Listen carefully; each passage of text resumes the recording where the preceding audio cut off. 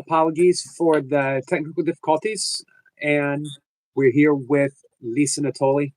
Uh, Lisa, I'm at a bit of a loss in opening with you.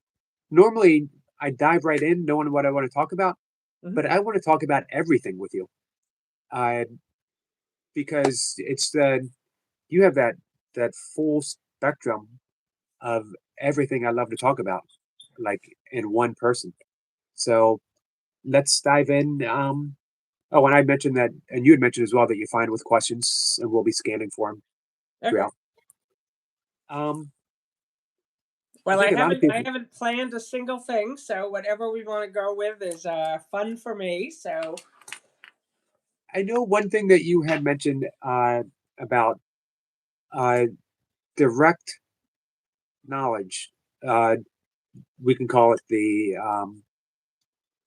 can call it awakening. We can call it just knowing who we are, um, and the vacillating between having that and then coming back down, feet on the earth, traffic jams, Christmas shopping, parking spaces, after having that realization that, especially Course in Miracles, I'm not a body, I am free. And then you find yourself stuck in a body and not feeling particularly free. Um, so how do we navigate through that?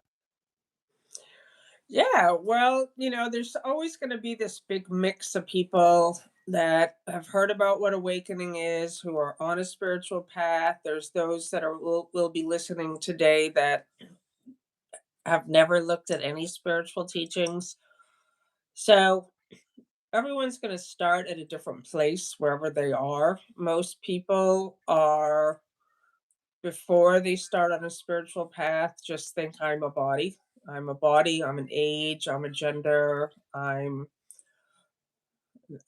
having this experience, and they don't know anything else. Like, and I didn't know anything else. Like, I just really thought, oh, I'm Lisa, and I'm a girl, and I'm a twin, and I have also a younger sister, and my parents' names are, you know, Ron and Debbie, and I'm from New Hampshire, and then over the years we pick up all the different rules and kind of how to cope and be successful, or how to manage being in this world.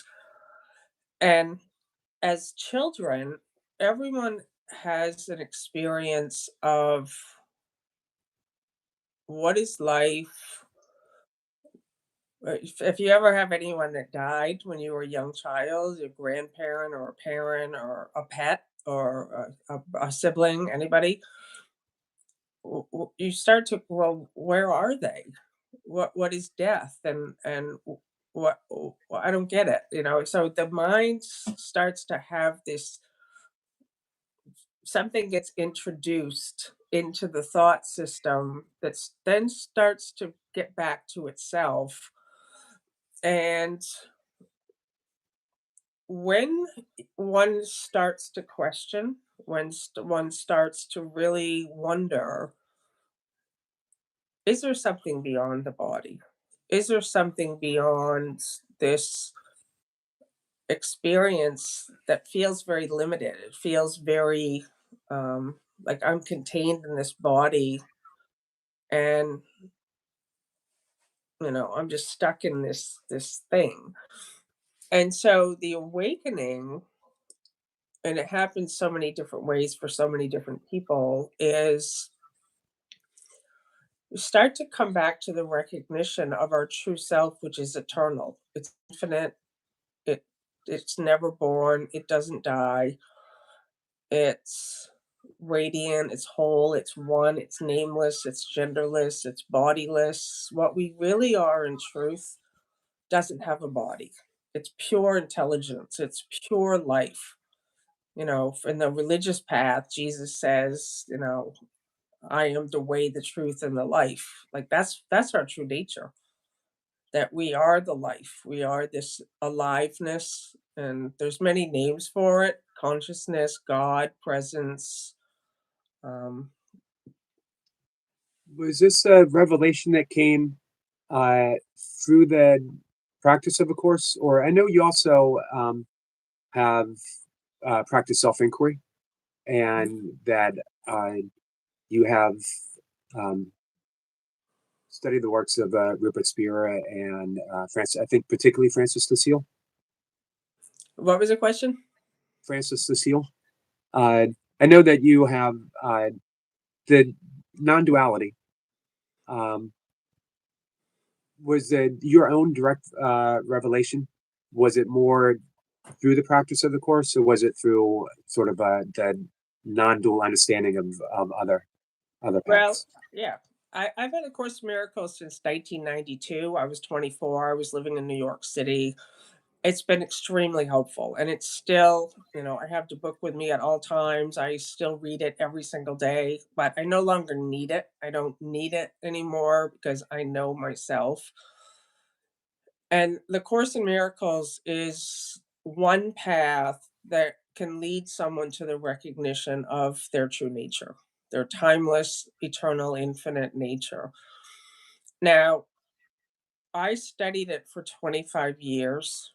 I mean, committed. I was really serious about the spiritual practice. I did the lessons, the workbook lessons every single day. And as you know, anybody who has the course, it leads us through these lessons of recognizing our grievances, our attack thoughts, our um, just kind of the way we see ourselves in conflict, in separation. It starts us where we think we are as the limitation. In 2018, I still didn't know what awakening was. I didn't know what it meant to be awake.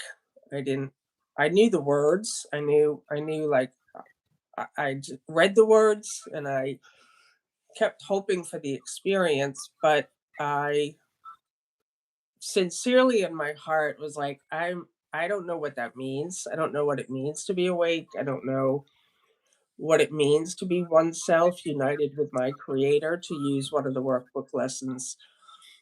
And I started looking at non-duality, Advaita Vedanta. I looked at specifically a teacher named Jean Klein. Mhm. He was born, I think, in 1910, I think 1912, somewhere there, and French guy. And I really loved his approach because it's a mind body approach, which invites us to investigate what we're not. We're not this body. We're not our thoughts. We're not the emotions that we think we are experiencing. We're not the stories we tell ourselves. We're not our beliefs. We're not any of these things. But what I was doing with the Course in Miracles was I thought mistakenly that I wasn't supposed to be looking at the body. I just was quoting, I'm not a body, I am spirit, I'm free, and I'm still in conflict. So I thought to start to look at the body was to be the ego still. I mean, I totally got it all wrong. And so when I heard these ideas of non-duality and Advaita Vedanta, and especially this mind-body approach, which not all non-dual teachers use, um, but Jean Klein does, and his teacher Atmananda Krishna Menon also use this approach to investigate what you're not with no judgment, so that what you are can begin to shine through. Because the self is always here. Our eternal nature isn't something we achieve or accomplish or arrive at. It's always here in the background of experience. But while we're identified as the body, as my experience, that which I am, which is our shared nature, it's not my nature, it's shared by everyone and everything. It's not known. So Jesus says you're blind and you're deaf. We're blind and we're deaf to the light that we are, the love that we are, the intelligence, you know, the wholeness, the oneness. So I put aside the Course in Miracles for a couple of years, starting in 2018, and really devoted like the next 5 years, I guess, learning about Advaita Vedanta, the practices specifically from Jean Klein. Did this And coincide? Did this coincide with your own healing? Because I know that you were also suffering. It was an autoimmune disease, right? mhm, So did the two coincide? That uh, well, yeah, that was a big part of it that led me to that place in 2018 where I just felt like I don't want to keep trying to heal this body. I had spent like 6 years trying everything, including medicine, diets, tons of different special diets, vegan, raw, vegan, clean, no processed, no dairy, no gluten, no sugar. Um, and then I did the spiritual route.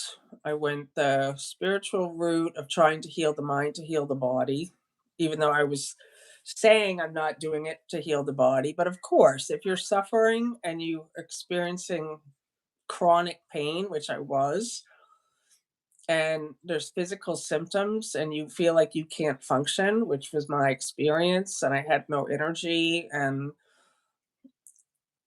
so I did a lot of things, and I spent a lot of money. I put everything on credit cards because I don't have insurance still, and I didn't have it then, and so somewhere between 20 and $30,000 in all the different things I did to try to heal, and that was most of my 40s. That was just 6 years of trying to figure out, using the Course in Miracles as we caused our sickness, that I invented it. Like, I'm using the spiritual ideas that are in the Course in Miracles that say, I asked for this, that there was a situation that was scary for me and the truth was coming closer. And the Course in Miracles says that if we get afraid, we invent a sickness, we invent pain, we create it, we bring it on.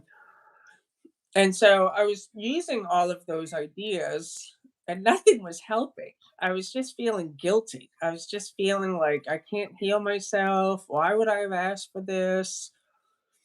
And in 2018, my husband, Bill Free, who had been looking at Advaita Vedanta and non duality teachings for, you know, many years, and I had no interest. He would want to talk to me. We're married, we'd be over the dinner table, and he's constantly talking about awareness. And I was like, ugh, stop talking about awareness. I was so frustrated with it. It was just like, awareness, who cares? And and then finally, the pain and the symptoms were so bad and struggling for so long that Bill, it was October 2018. He was at a Rupert Spira week-long event. So we were talking on the telephone. I was in Maine and I just so couldn't function. I was in so much pain. And he had heard Rupert Spira say that morning, can you welcome it? Can you just welcome the pain and the symptoms, even if they never go away? And it was like this turning point for me in my journey where that was the one thing I hadn't done. I was always trying to get rid of the pain and get rid of the symptoms and heal it and heal from and be healthy and get back to normal and all these things.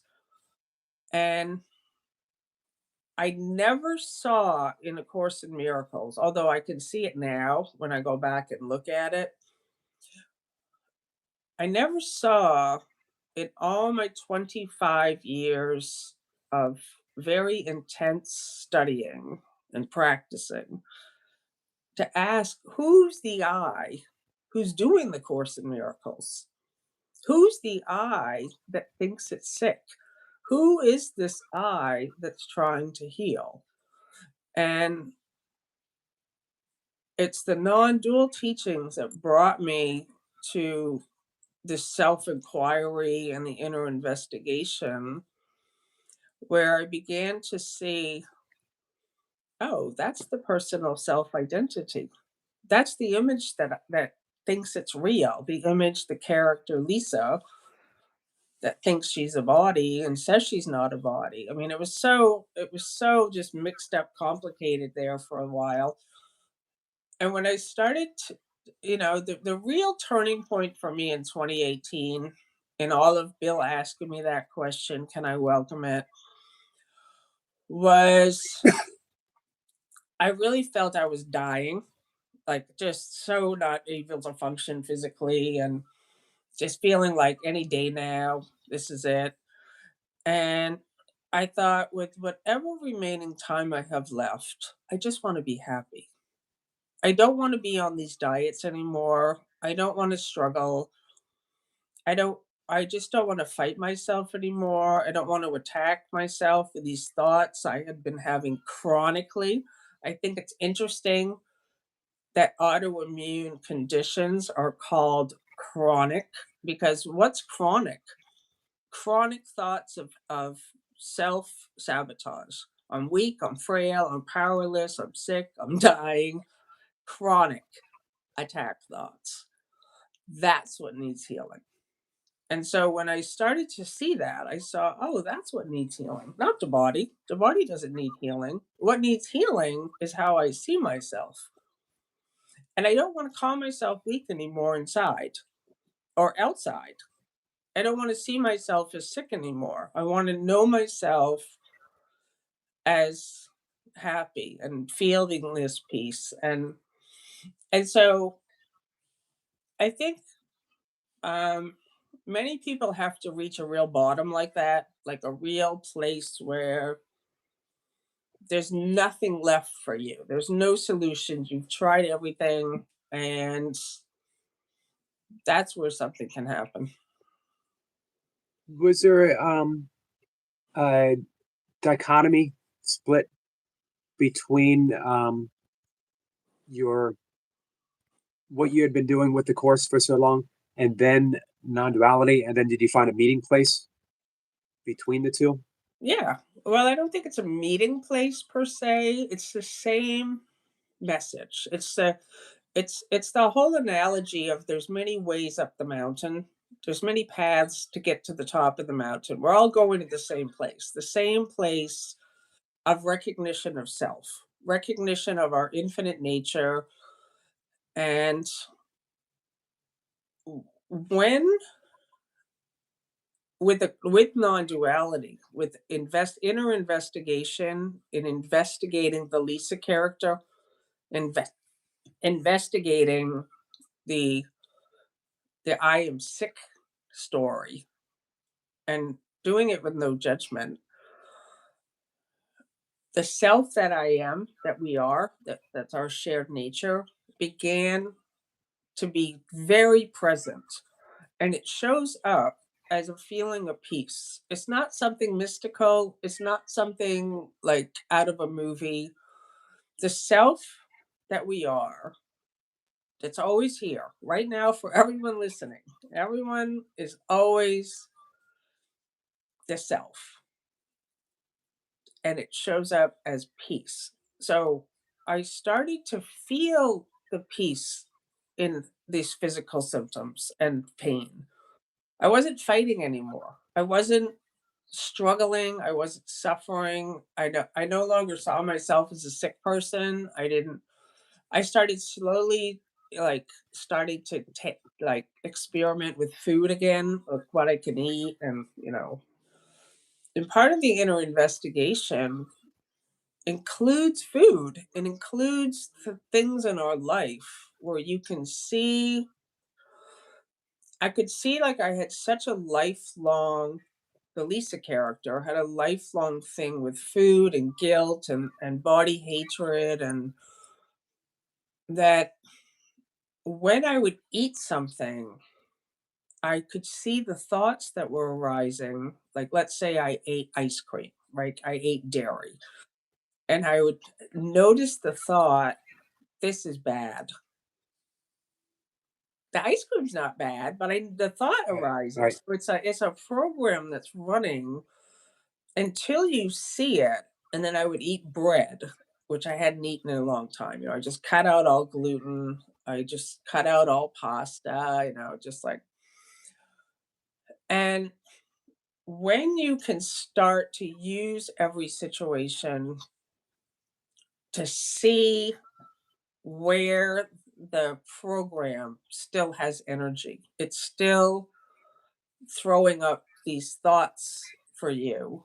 So to answer your question, like the meeting place between the course and the non-duality is just, once I saw what I'm sharing now, I was like, oh, this is so interesting. Like, I never noticed these thoughts. I never, even though we're all having these thoughts, we actually don't notice them. We're just on unconscious autopilot. I'm sick, I'm weak, I'm frail, I have no money, I wish this wasn't happening. Why is this happening? Oh my God, I can't believe this. They did that. Why this? The awakening brings you to the recognition of all that mind activity, all the emotional activity, all the stories, the habits, the patterns of the image you made.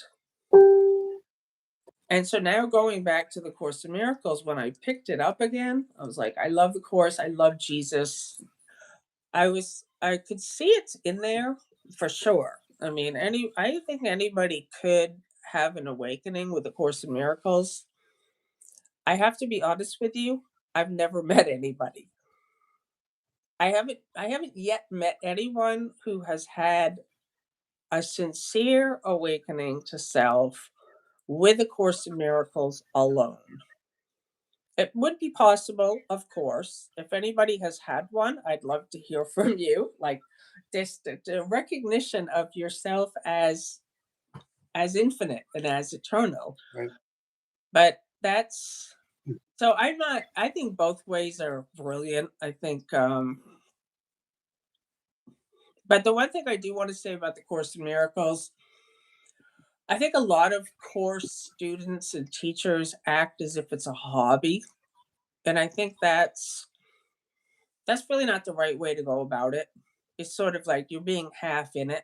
And I think if you really are sincere about it and you'd like to, see what it is, I encourage anyone to, you know, commit to the 1 year workbook lessons and really don't make it a hobby. Like It really. seems like for you, your sickness took the whole hobby aspect away. You couldn't afford to have a hobby of spirituality. You needed answers. You needed relief. You needed to heal. And as you said, I heard you say on a YouTube short as well, uh, and you repeated it here. You were tired of fighting your body. You're tired of fighting. Well,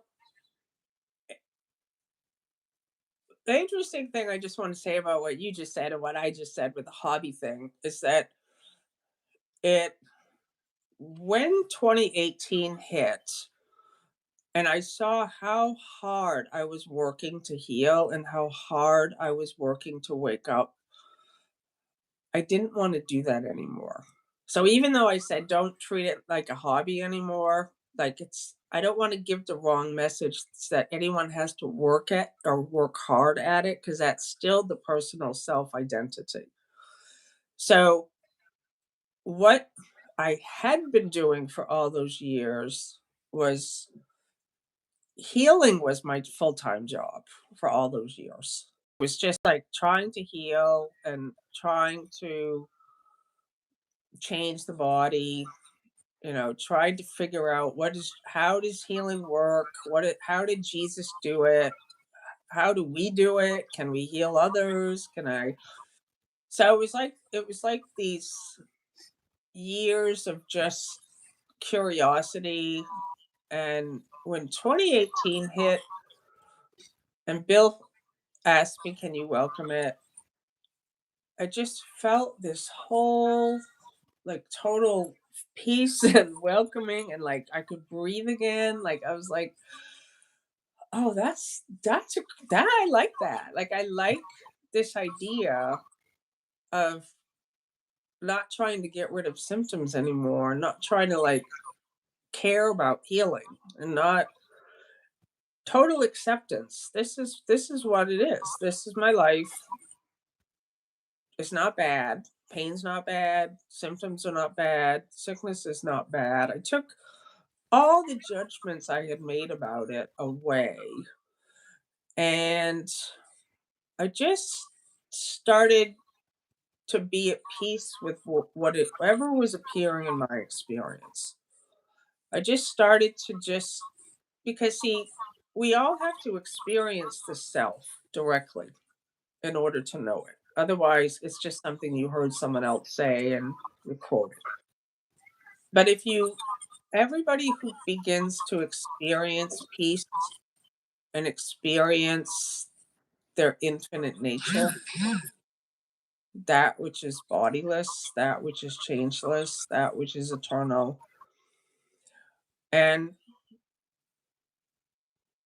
you start living from and as that infinite self. So, of course, Miracles calls it Christ or God.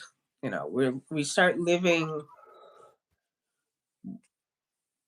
in complete recognition. I and the Father are one. That I, as I move through the world and I just do all I do, there's just a recognition of the light I am, the presence, the recognition there's nothing separate or outside. There's just this wholeness of when I meet someone or I think of someone, I'm meeting them on holy ground. I'm not meeting them in. So when we think of someone, if we all have people that arise in our mind all day long, right? If you're sleepwalking and you're not conscious to your true nature, you see them outside of yourself. And that's where the mind starts to do the attack thing, the, wishing bad things to happen to them. I mean, you look at like the thing that's happening right now this whole year, it's not funny, but it's weird. That's why I'm laughing. Is people talking a lot about karma. There's just, you see some of these politicians lying and just doing whatever they're doing. And then you have a lot of people I see in comments in different various Facebook groups and chat boards that they're like, I hope they get their karma back, and I hope Right. I hope bad things happen to them. And when you're sleepwalking and you think things like that, you don't realize the very thing you are engaging in is the very thing that's going to give you effects of what you don't want. So it's a big tangled mess when you're in it. And that's why the awakening to the self,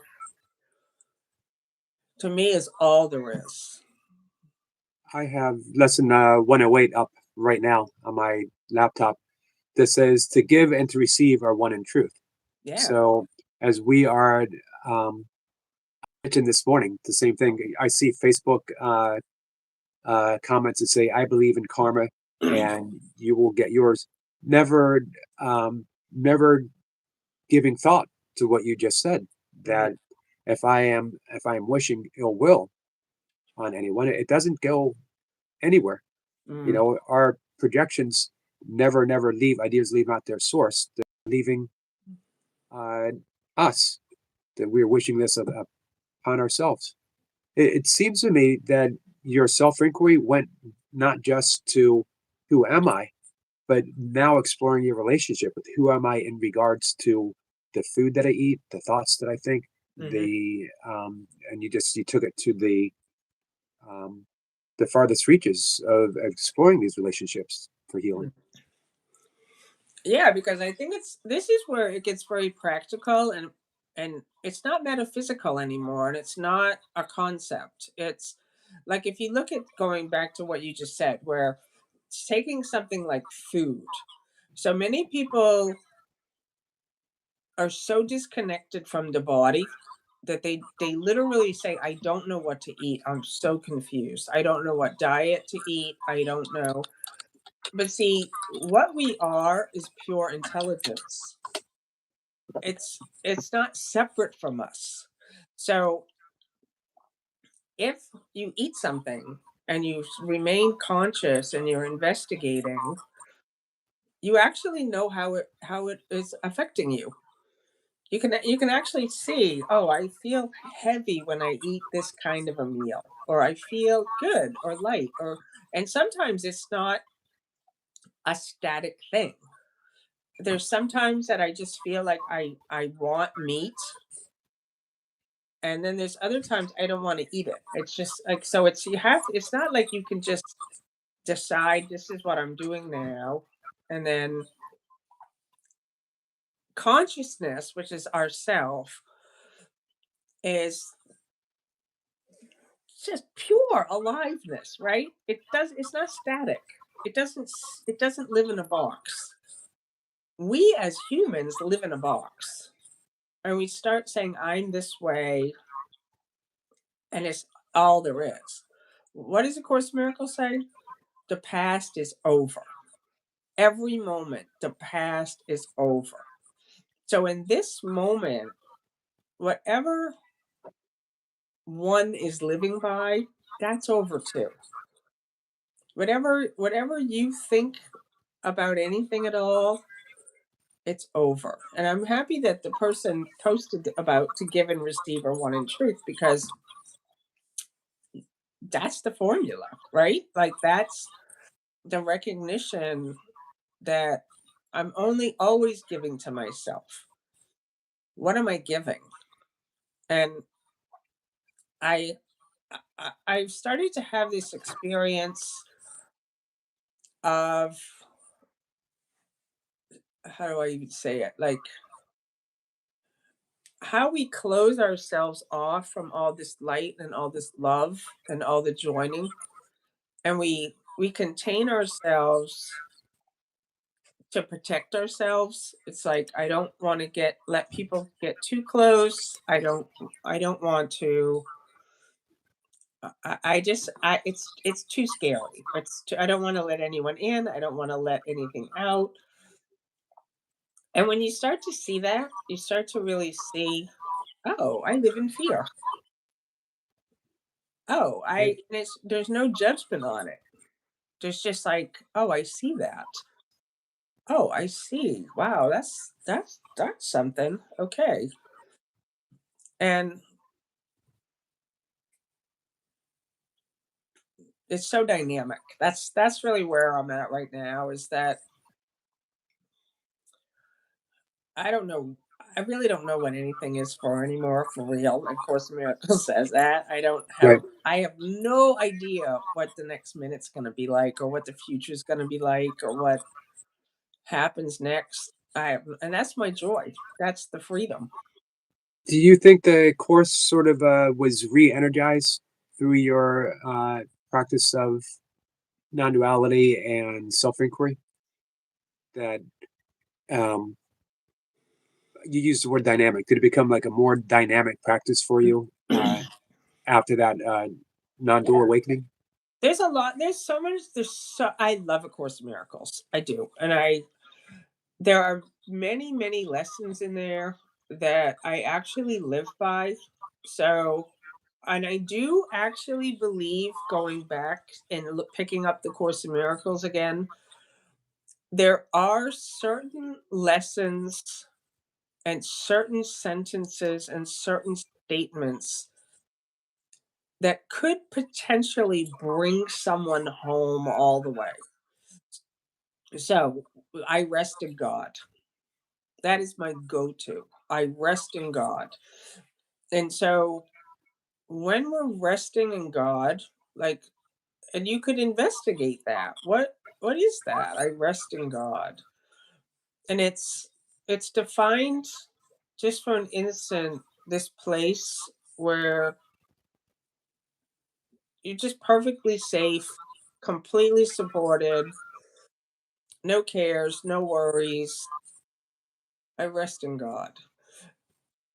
And then the part that those beautiful lessons, workbook lessons that say, I am as God created me.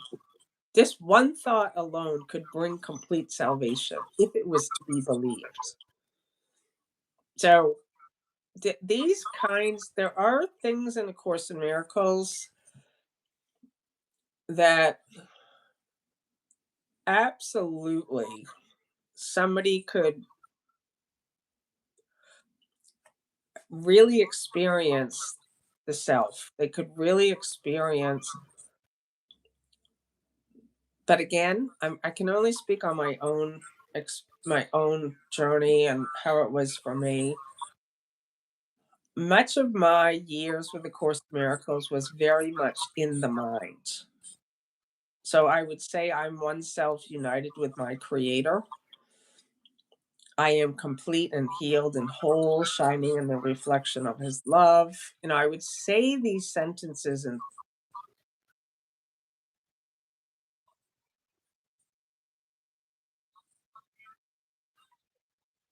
is still part of the personal.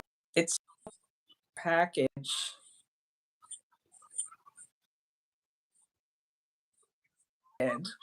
is these short moments, and the Course in Miracles definitely does speak of them, what he calls the holy instant, Mhm. where you, for an instant, forget this world, forget the body, forget this course, forget everything you think you know about everything, and come on home.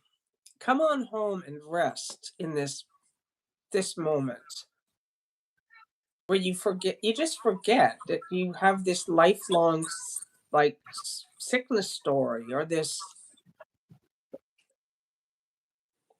and then to be able to, there's like two parts to it. The first part is the awareness of all the thoughts, the feelings, the perceptions, the judgments, the stories, the habits, the patterns, the awareness of the body self. The second part, which comes pretty naturally after that, and this can't get lost, this is the part that's actually the most important, is a recognition and awareness of the light. Because if you just stay on the awareness of the thoughts, feelings, sensations, habits, patterns, you just, nothing happens there. You're just kind of in this looking phase at the body and the mind.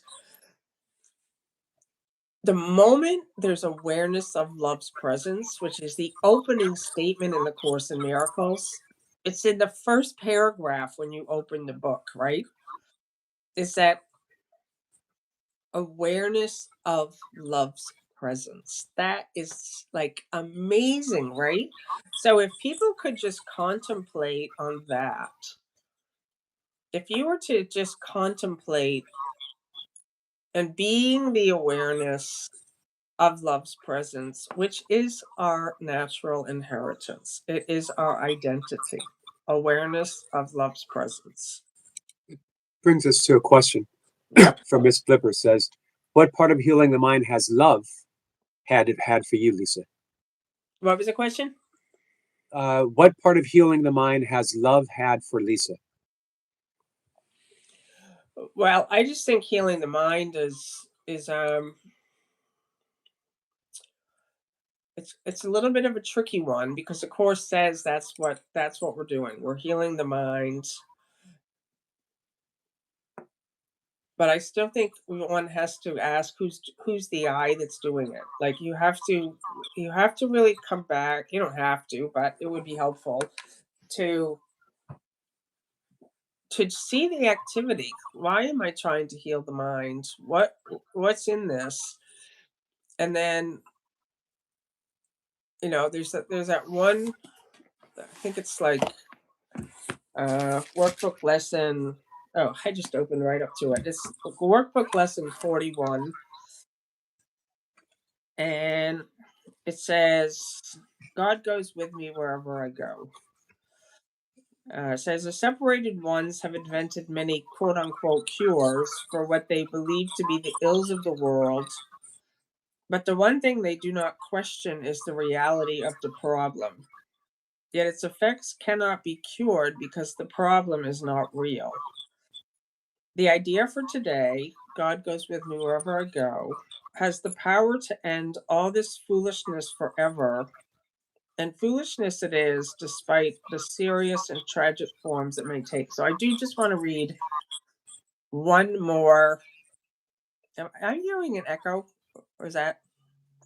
I'm just faintly, about a couple seconds ago, I heard one.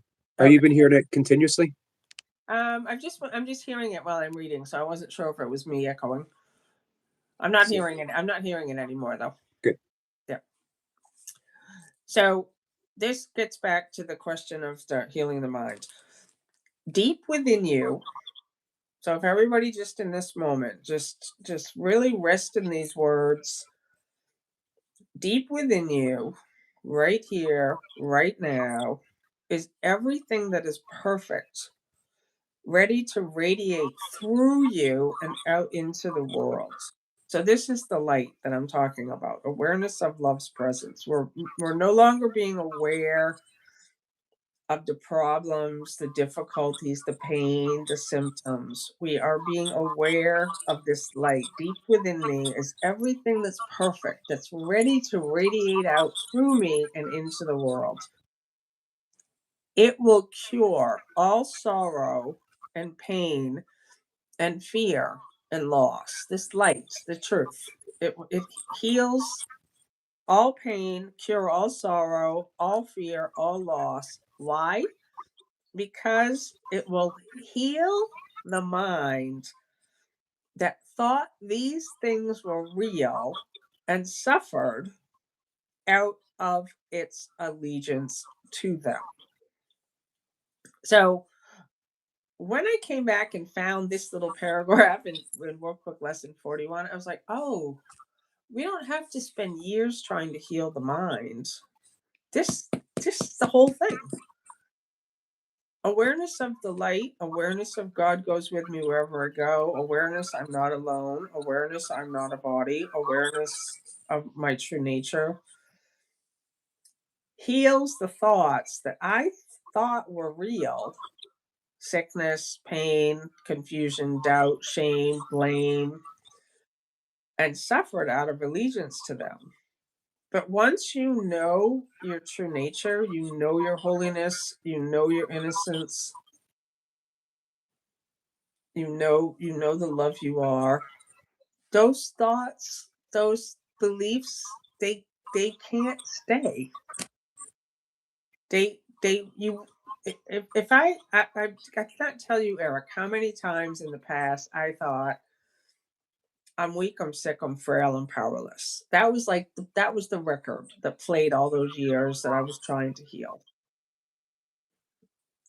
You couldn't pay me to have those thoughts anymore. They wouldn't stick. I know I'm not weak. I know I'm not frail. I know I'm not powerless. I know that was a story that the mind made up and that I was believing, and it's not true. So the mind itself doesn't need to be healed because it's whole, complete. It's Well, the it's a paradox because it does need to be healed, and it really depends on it's like a paradox, it's like this thing because what we are needs no healing. What we are in truth doesn't have a mind. Okay, like I want everyone to hear that what I just said, because what we are is pure consciousness, awareness, God. It doesn't have a mind. And I know the Course in Miracles says God's mind. I understand it's using this language, but we don't have a mind, our true self. But when we are believing that I am a body, then we think I have a mind, I am a body, I have a body, I'm spirit in a body, all these kinds of thoughts and beliefs. So if one is suffering, if one is in conflict, if one experiences sadness, fear, then this is a beautiful, gradual path to heal the mind. But my suggestion is don't get stuck in making that your job. Like, don't make it like full time, like I did, because that's the ego. The ego gets right in there. It's like, ooh, look at us. We have a job. We're healing the mind now. And I I find it's important that everyone know that this doesn't take time. Healing doesn't take time. It doesn't take time to know your true nature because it's here, shining. It's not later. And the mind that thinks it's a body tells us, I need to heal the mind. I need to heal the body. I need to wake up. The ego uses that one. So yeah, that's a tricky one, because it is the mind does need healing if you think you're a body. Right. It is accepting that paradox, actually, that we can begin to understand the spiritual language. I think if we dismiss paradox, and if we're always trying to, it has to be this or it has to be that, um, we sort of lose the whole message. Yeah, and it's going to be personal for everybody. I mean, I just feel that I can share my story. I'm looking like I'm distracted here, but I want to go actually over to YouTube and see what you're seeing because I'm not seeing these comments. Let's see. Um, so I just think everyone has to find their own way and their own path, and I'm simply sharing my own story. But I know some people hear my story and then they're like, "Oh, I'm gonna have to buy all of John Klein's books." I'm like, Right. "No, like you don't need to do anything. You need to simply recognize." Okay, I'm Oh, on. Like you don't need. There you are. Let's see where the comments are. Here we go. Okay, I see them all now. yeah. We have a question from our friend Lee. He says, surely the mindset has to be right before you embark on the course. What if you have no interest in it or you're unwilling to compromise, adopt, or forget? Yeah, everyone knows if the course is for them or not for them, and I don't think anyone needs to be in a particular mindset. I think that consciousness is intelligence, and whatever one needs in that moment will show up right there. How I found the Course of Miracles. I was reading Marianne Williamson's book. I was working in publishing in New York City. I was 24 years old, 1992, and I opened up the Return to Love, and it said, she talked about being in a friend's apartment with these three Course in Miracle blue books on the coffee table. And it was this instant movement where I just grabbed my purse. It was a weekend. I remember I didn't have to, I wasn't working. And I just immediately got on the train and went straight into Manhattan, right to Astor Place, Barnes and Noble, and bought the Course in Miracles. There was no thought about it. There was no. So I don't think that one needs to be in a particular mindset. I think that there's just this movement and activity when you hear something, when something like Jesus has I just love the Course of Miracles. I just want to say that is that um I wonder if I'm hearing myself. Do you have your computer on also? Yeah, but the volume's not on. Oh, okay. Not sure. The echo comes and goes. Okay. So for the most part, it's gone, which Yeah. is good. I just want to make sure it's not me that's um making that sound. And then for some, like the person just said, if they don't feel interested in it, then yeah, don't do it. Like whatever you're drawn to, just kind of let yourself go in that direction. And so for some people it's just, the Christian language of A Course in Miracles. It's off-putting to a lot of people. And so I think that,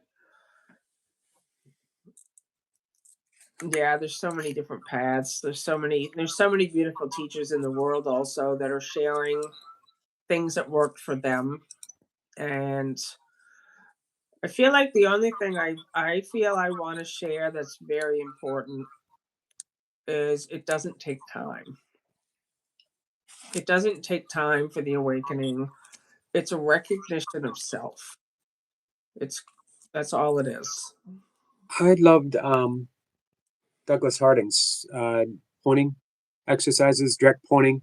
He Douglas Harding did the headless way, and you were literally pointing and looking in the direction that you're pointing, not at the finger, but the direction, and you realize you've never seen your head, you've never seen your face, your eyes. That what you're looking at is pure awareness, Yeah. being aware of itself, but not only being aware of itself, the capacity to be aware of everything in it. And it was an instant awakening in such a profound way because a lot of awakening experiences leave you with the emptiness, but they don't fill it up. But with the direct pointing, you realize that emptiness is actually serving as the capacity for everything to be. So you can't have true emptiness because life is occurring within and as that emptiness. And you don't have true form because it's all compromised as the pure awareness itself.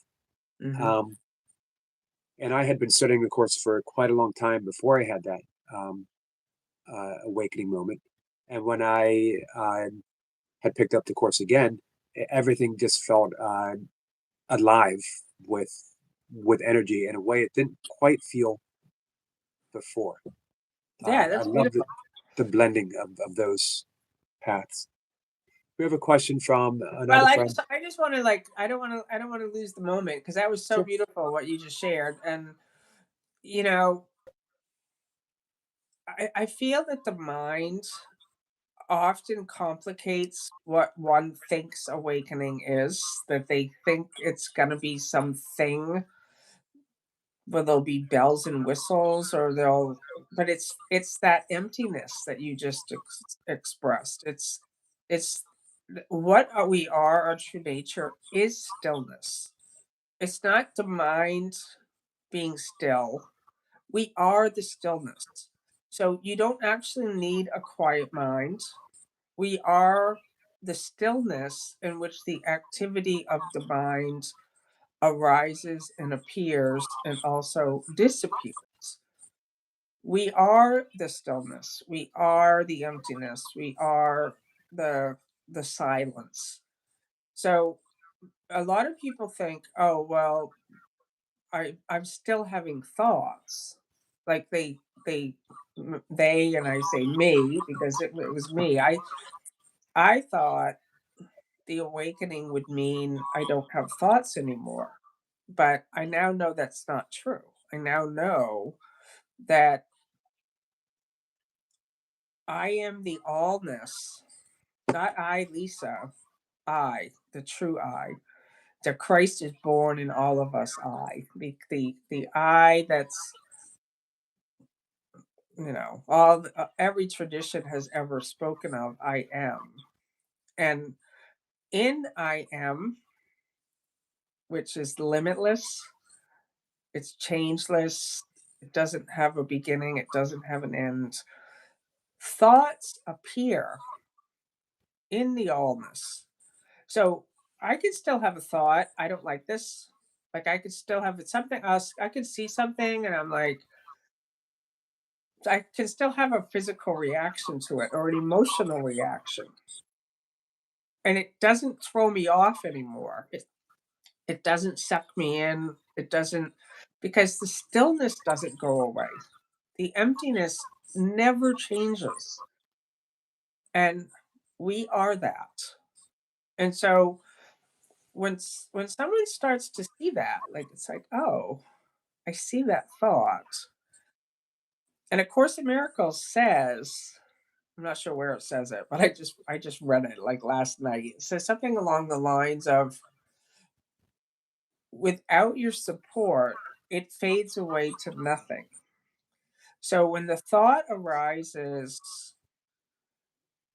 I'm sick, I don't feel good, I have no money, whatever thought you notice that you're aware of, if you don't give it support and you don't keep telling a story about it and you don't strengthen it with more energy, it can't last. It disappears. It cannot last without our support. And so the more that we can really see, where am I still resisting what is? Where am I fighting? Where do I wish something was different?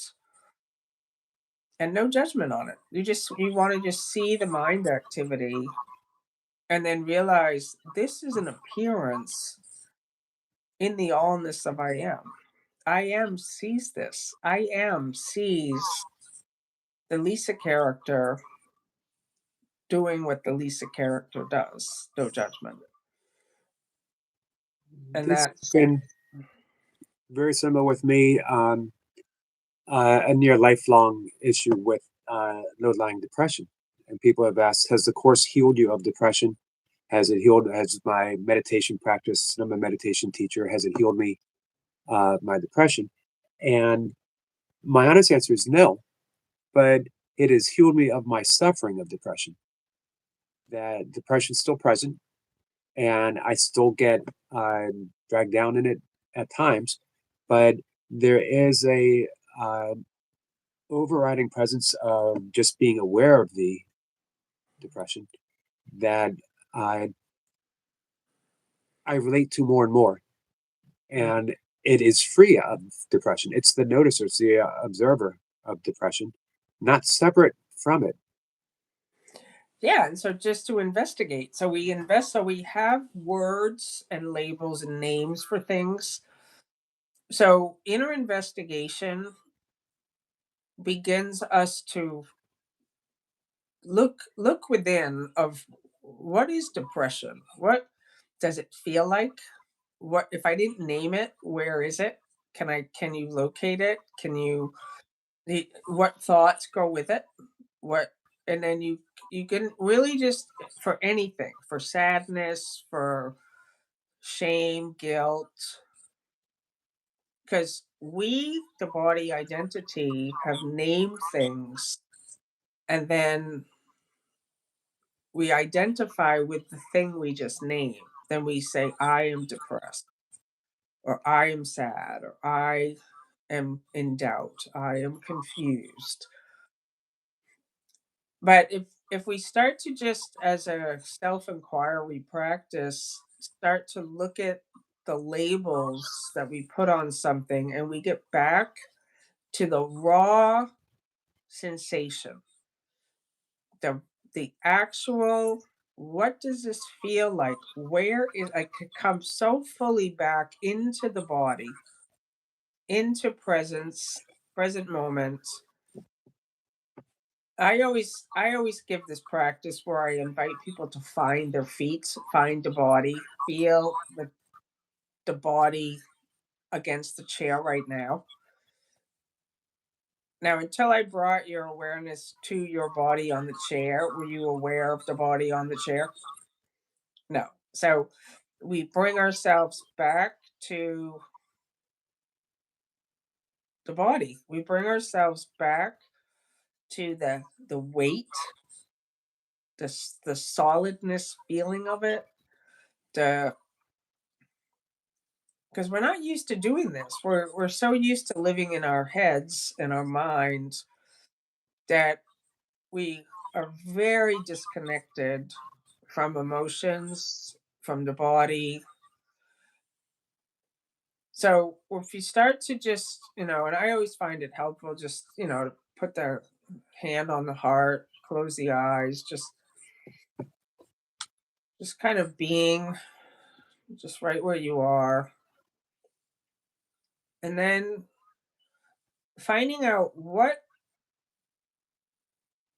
what's arising or appearing in this openness, in the spaciousness and beingness. And it might be I'm bored, I'm depressed, I'm lonely, I'm whatever it is, just allows this something to be here without pushing it away and without calling it another name, without saying I shouldn't be feeling that way or that's not spiritual, but just to be right wherever you are in that moment. And then investigate. Let's just say I am lonely, right? It's the holidays, it brings up a lot of stuff for people. I am lonely. Okay, let's take away the label lonely and let's investigate the feeling of lonely. Where is it? Like where and of course I'm not going to ask you where it is because I'm just coming up with a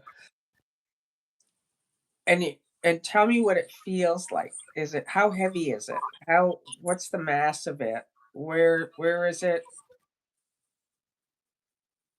The mind can't do anything with that. It doesn't the only thing that can happen is then you notice a thought, "Oh, my partner passed away and is not here with me anymore," or "I miss my pet," or "I miss" it's a story. So, you start to really had that I did that with sickness. So, I kept saying, I'm sick, I'm dying, I'm sick, I'm sick, I'm sick, I'm so sick. I have autoimmune thing." I and then when I told people the name of it, they held me to the name of it. So, it creates this whole web where then people hold you in the space where they see you now. So, the more that you can start to just see that's a label, that's a name, that's what am I without the label, and what does it feel like? What are the stories that go along with it? And then remember, what am I? What am I? It always has to come back to the truth, like awareness of love's presence, that these thoughts are appearing in I am, and I just want to say, it's kind of, I'm grateful for everything you're sharing here because I see it like the energy of the body self has been so like a fan. It's just moving. I'm a body. I'm this, I'm that. And when we unplug the fan and we unplug from the energy of that, it doesn't just immediately stop, it winds down slowly. It's like this winding down of those old energies, but they don't have the same power as before. You start to notice. And then one day it's like, oh, I don't remember the last time I was depressed. I don't remember the last time I was angry. I don't, well, interesting. I don't remember the last time I felt guilty. And I'll say in all of this, my own experience is there's usually, and from working with people also in my groups, is that there's usually one or two very deep rooted old energies that will come up as a surprise that you thought maybe all healing was accomplished and you're done. And then out of nowhere, really intense anger or intense guilt or intense something, it's just coming up. It's just coming up. It's no problem. So we're really exploring the body as an energy field and what presents itself. Could we say it then allowing it to move, allowing it to as it sees fit through the body? Yeah, you just stay present. You just stay present to everything that's appearing, everything that's coming up in the openness, and then seeing the character in play. That's all. Like seeing it, it's just, so many of the analogies that get used in non-duality are like, Rupert Spira. He always talks about King Lear. This John Smith playing King Lear in a stage production, and John Smith loses himself so completely in the part of King Lear that he thinks he's King Lear. And so that's what has happened here, is that we pure consciousness got so lost in the role of the character that we have been playing that we started to believe we are the character, and we forget that we're not King Lear. We don't have daughters. We don't have all the drama of King Lear. We're John Smith. And so we're not all the things that we've been playing. And the Course in Miracles calls it a dream. And he says the awakening is a gentle awakening where first you recognize who the dreamer is. So it doesn't often go from dreaming unconscious guilt, blame, shame, that whole thing, to pure joy and peace like that. Right. It goes for what the Course in Miracles calls this gradual going from a place of conflict into what Jesus describes as a happy dream.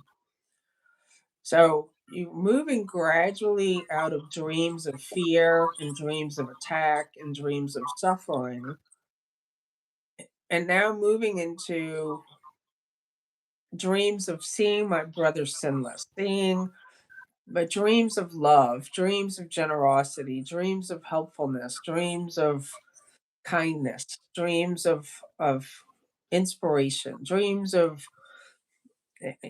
just it's still a dream, but you see more and more like I don't really want to participate anymore in attacking myself, attacking anyone else, even privately. And then once you've hung out in the happy dream for a bit and you're just like extending love and being love, and the awakening just happens naturally of itself because you're being yourself. And then it's just, oh, I understand what this is now. Nobody needs to tell me. I know what this is. And that's to me like that's what the whole Course in Miracles is pointing to. Um, with the talk of the dream and awaking from the dream, brings us a question from a friend who says, "Is a tiny mad idea of separation from which the entire illusion springs? Is it itself an eternal, uncreated aspect of the sonship potential, or is it merely fleeting awareness?" Can you read it again?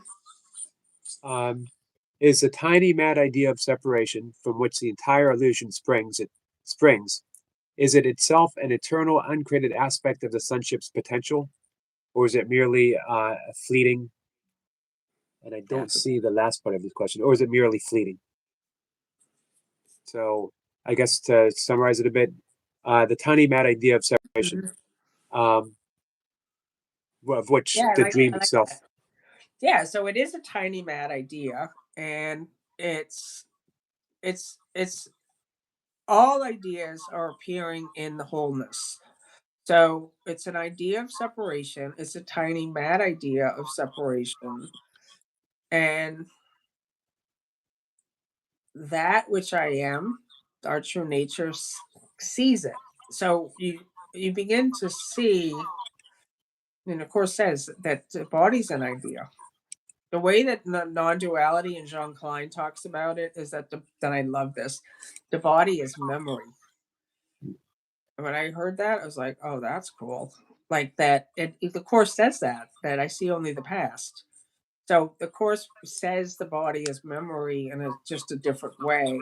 I see only the past, but that what we think we see as this solid body is actually the past. It's memory. And Jesus says in A Course in Miracles, somewhere in the text, that the future is past. That we think as linear, that we think that we were born and that we're living life and we're a certain age and that one day we'll die, and that's our timeline, that we're just contained in this little place. But Jesus says even the future is past. It's all past. It's all an idea. The boy said, "What if you knew yourself as an idea?" So the tiny mad idea is believing I am a body, that things are separate, that there's things outside of me, and that idea, and this is where the Jesus also says, is the whole thing was corrected in the instant that we had the idea. Right.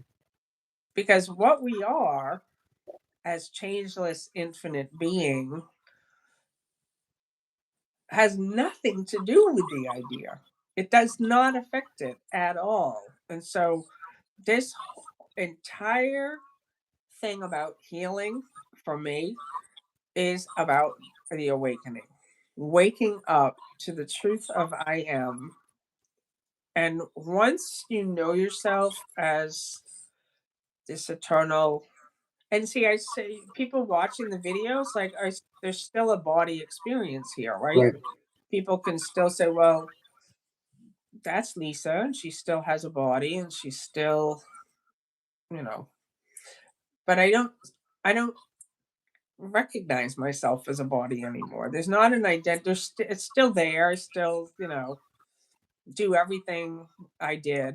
I take a shower and baths every night, and I eat, 3 meals and snacks, and I do all the things I've always done. I drive a car. I go for coffees. I play with the cats. I read Right. books. But there's the I am a body belief is the whole cause of suffering. If I think I'm this body and that I'm limited to this body, suffering is the result. That's the whole shift in perception that the Course in Miracles talks about, is that identification from false identification, I'm a body, to now identification, I am Christ. I am the wholeness. I am not this body. And that's to me the whole Christmas message. That's the beauty of this month of December. And of course, it can happen at any time. But so many people are now talking. You know, not everybody, but it's a time of it's the time of Christ right now. It's the time of Right. Christmas. It's the time where we start thinking about Mary and Joseph and Jesus and angels, and When so when you said the correction was in place the moment the tiny mad idea happened, I've have read that forever. say it again. When you had said that the correction was made the moment the tiny mad idea Mhm. uh, came forth, I've read that forever, 30 plus years. But when you said it, I had this very excited thought. If we got that, that's the end of the game. That's the end of our spiritual practice. If we got that, that everything we think happening didn't actually happen and was Yeah, corrected in that moment. Uh, that's it. no more spiritual books, no more practice, no more anything.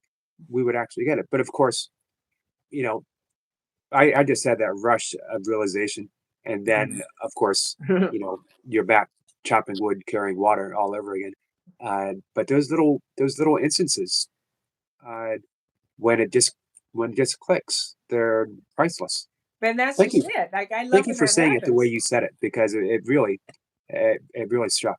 Yeah, and I love when that happens because I think it's in like chapter 1 in the Course of Miracles is that Jesus talks about something about the light being inserted. Like it's like this thing that comes from what seems outside and rearranges what we thought. And so these we never know when these moments are going to come. And so even me, so I've had this awakening, and but life is so dynamic and so alive. It's like nature.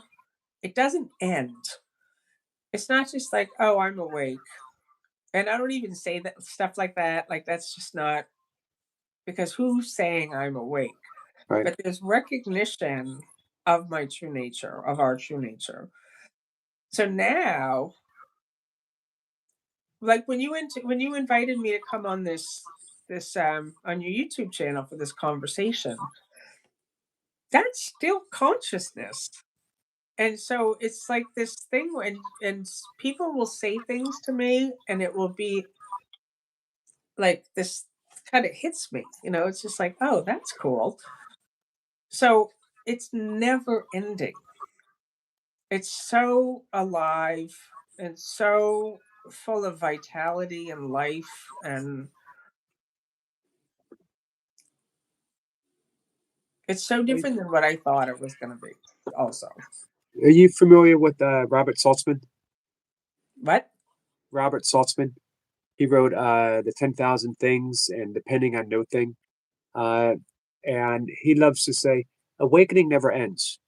Yeah, that's We think true. of it as, oh, I'm awake, and now I'm done. That was when I finally finished the workbook Hmm. years ago. It was almost like I was dusting off my hands and says, well, now that's done.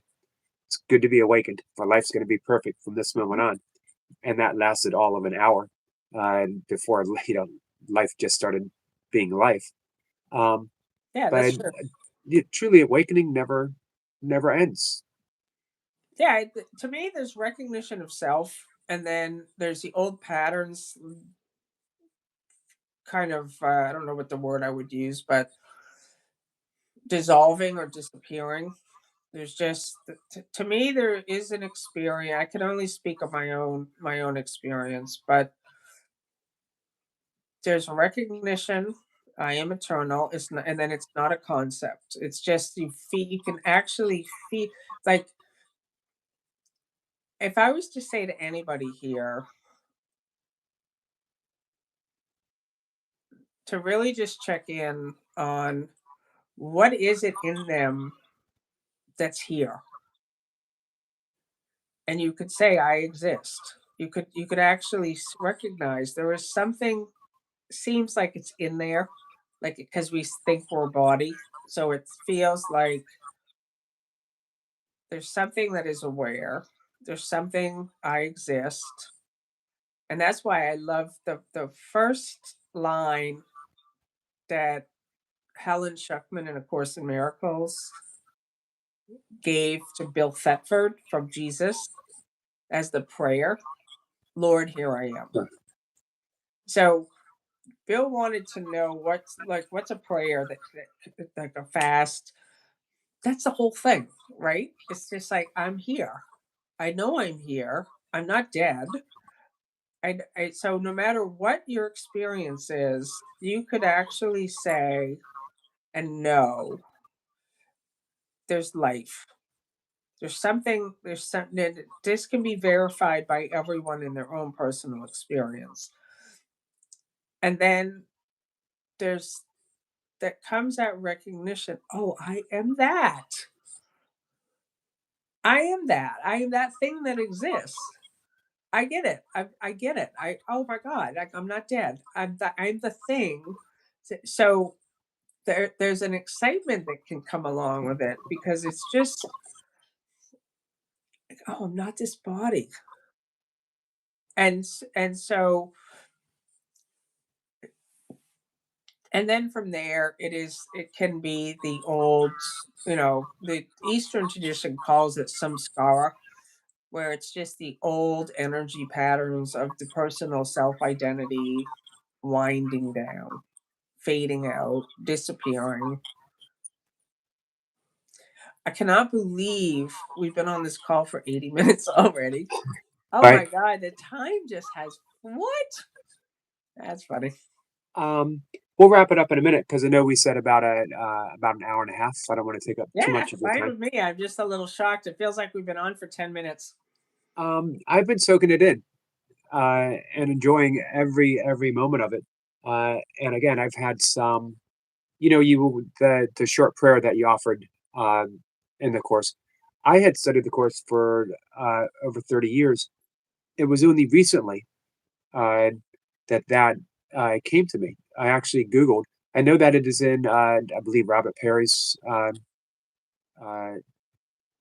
version of the course, Yep. um, Yeah. I love that but version. it's not in the Foundation's version because I had Googled up what is the shortest prayer in A Course in Miracles, and it came up, uh, "I am here, Lord," and it explained that it was given directly to Bill Thetford, uh, who had a tendency to feel remote, that he was, uh, an observer without truly being present. And it was given as a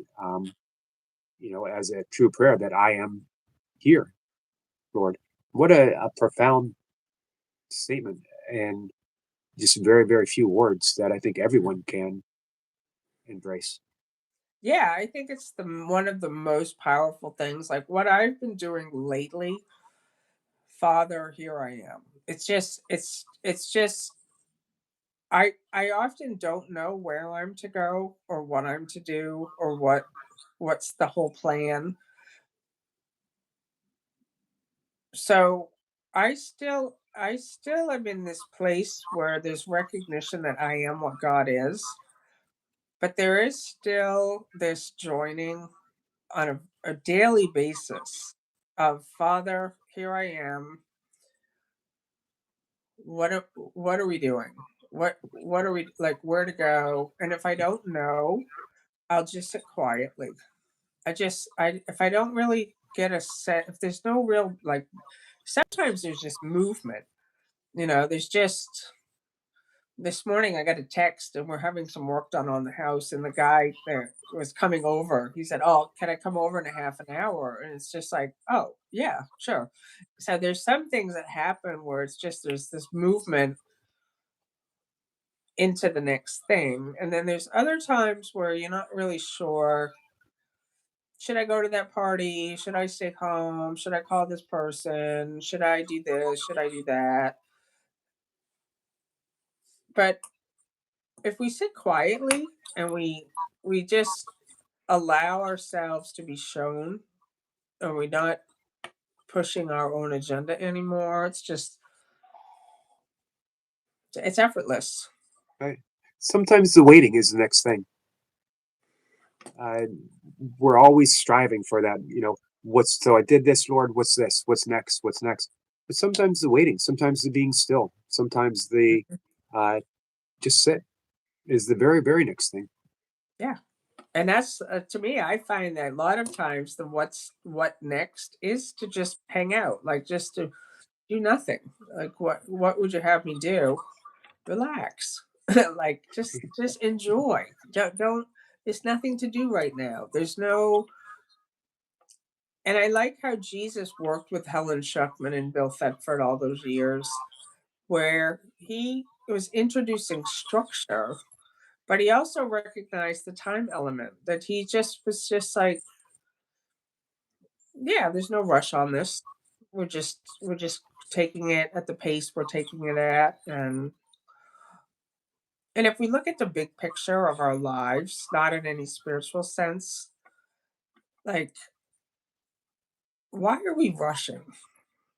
Right? Like Right. what do we do? What moments do we remember? We remember the moments when we just connect and quiet and relaxing and enjoying. And so those are Okay. the moments I think that are really that's really all I ever want. I think that's what most people want is just to feel at peace and um, I remember once picking up my copy of Ram Dass's "Be Here Now" and being very frustrated and literally saying, "Damn it, I am here now."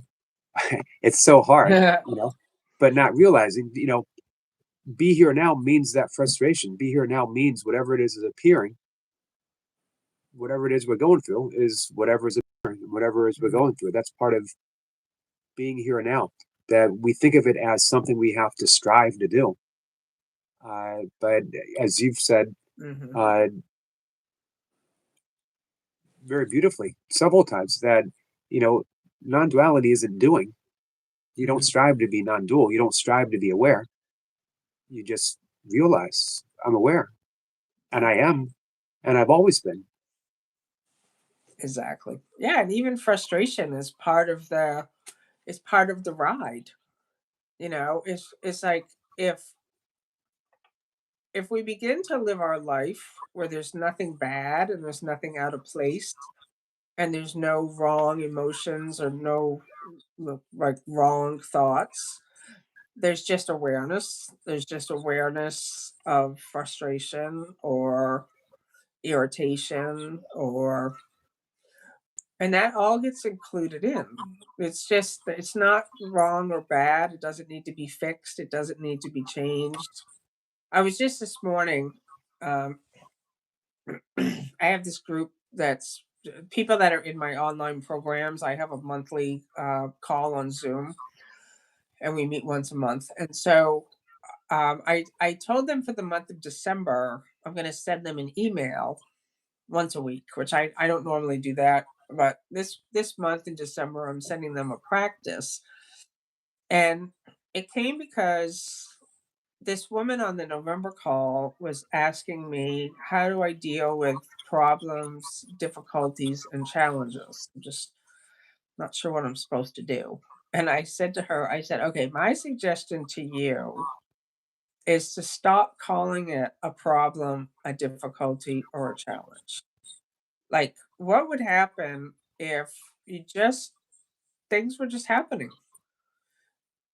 Just something happens and you're frustrated. You don't call it frustration. You just kind of be like, oh, this isn't a problem. All is well. This isn't a challenge. All is well. This isn't a difficulty. It's just happening. And it's been fun for me to see the comments coming in because people are like, oh wow, they can see how much they something would happen and they wished it wasn't happening and they should change it. But what if we stop trying to change the things that are appearing and just stay as the awareness of what's appearing and let the next thing happen? There's no more trying to fix the problem, no more trying to heal anything, no more trying to make things go away, no more thinking we're being tested by God, and no more we're not being challenged. It's just happening. Right. The comments are coming in so fast. I can't wait to like read them. Um, I haven't been able to focus on. I've been looking for uh, questions, uh, and nothing nothing's come up greatly that that we need to dive in. So uh, a lot of people are just commentary on what we're talking about, which is awesome to see. Uh, But I also now understand why I've watched your videos in the past, and I was like, why do all everyone keep looking off to the side? And right, now I understand because the interview's on the telephone, and they're looking at their computer. right. Now I get it. One of the things that I wanted to bring up, especially right towards the end, was could you maybe tell us a bit about your healing programs and what you offer?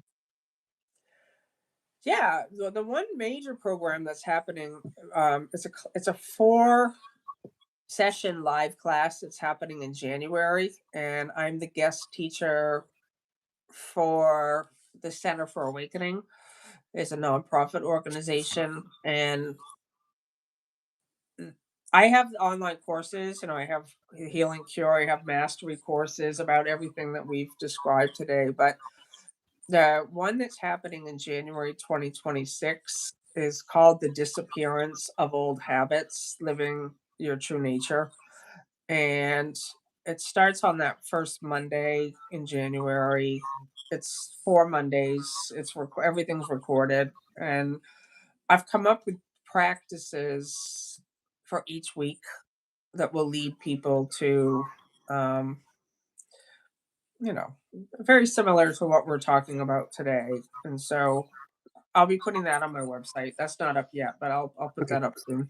I have your website in the description, as well as the programs that you do offer there. I have your YouTube channel up as well. So, guys, you can find all of the healing programs, and then your new one will be. You said you'll be up in a couple days or a week or so. Hmm.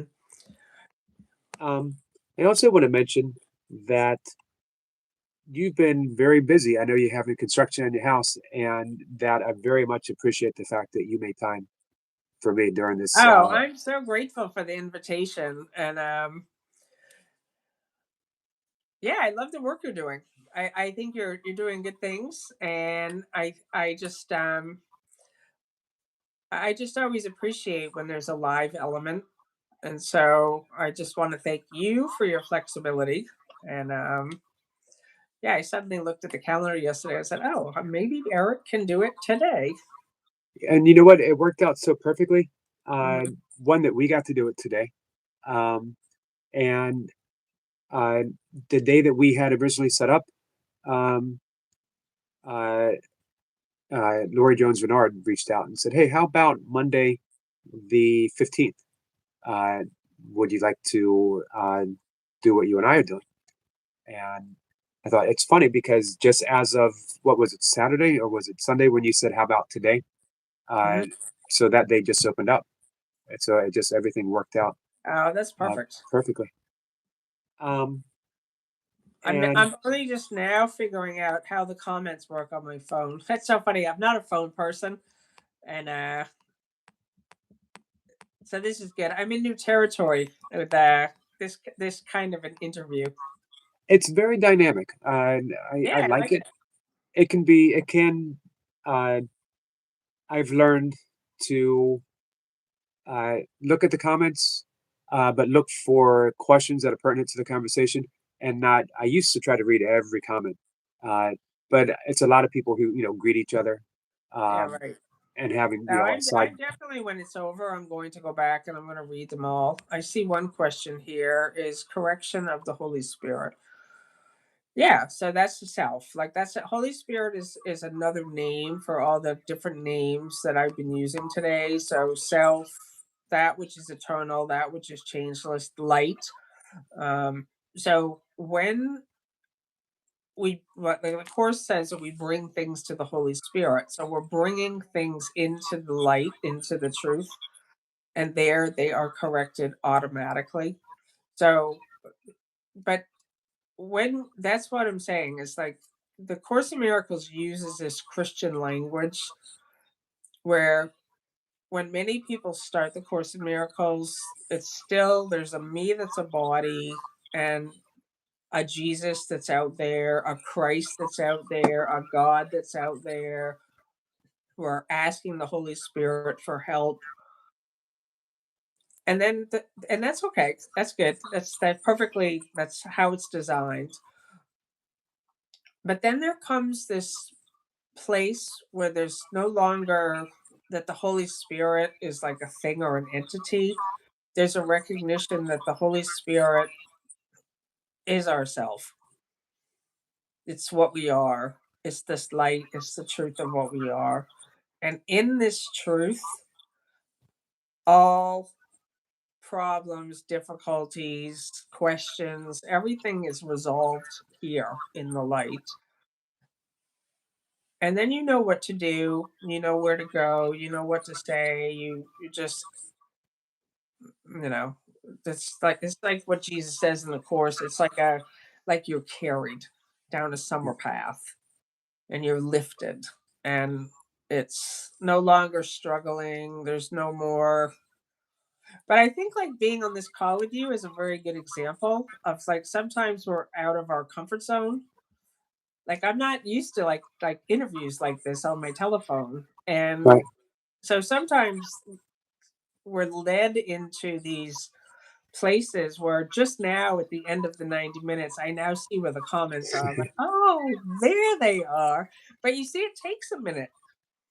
Um, Every single time we go into a new energy field, and peace and joy is an unfamiliar energy field for the mass majority of people. It's just like we're so used to conflict, and we're so used to disappointment and irritation and anger, that when we go into like this, it's like we don't really know how to navigate in there sometimes in peace and you joy. adjusted very quickly. Uh, when we were messaging and you said you couldn't find the link and that it's on your laptop and you don't normally do this on phone, and then in an instant there you were on my phone and we dove right in. So it was an interesting experiment. Our Yeah. friend Squirrel Sniper says, Lisa, thank you, thank you, thank you. Sasha says she's on your mailing list or your email list. You let us know when you're going to be on a video. How else would we know? Um, Dr. Tom had said that it was a beautiful conversation. So I really appreciate you being here. I think that your words have resonated. Uh, I think with everyone who has Hmm. showed up and hung out with us.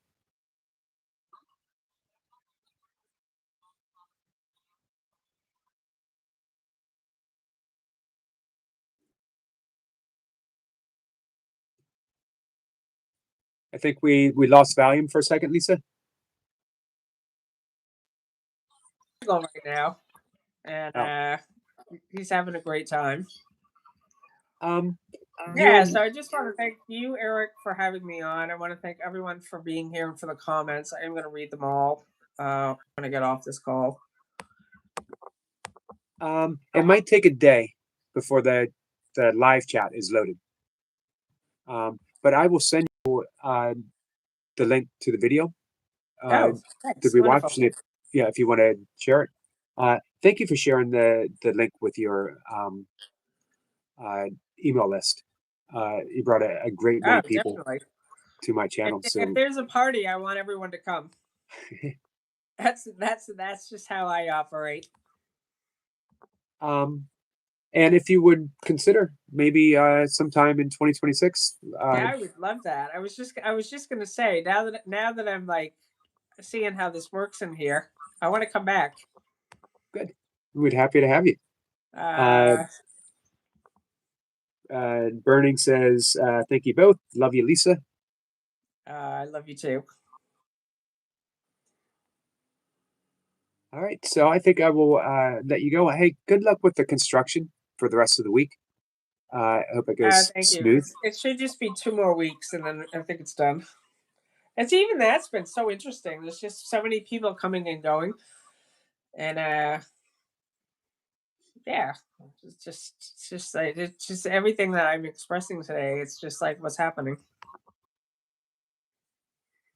Uh, Sissy says, yes, please. Should love for you to come back. So we will definitely plan it out for 2026. If your husband ever wants to come up, let him know he Oh, I has an will ask him. invitation. I'm gonna As call him right now, and I will definitely let him know that this is a party, and he'd love to come on.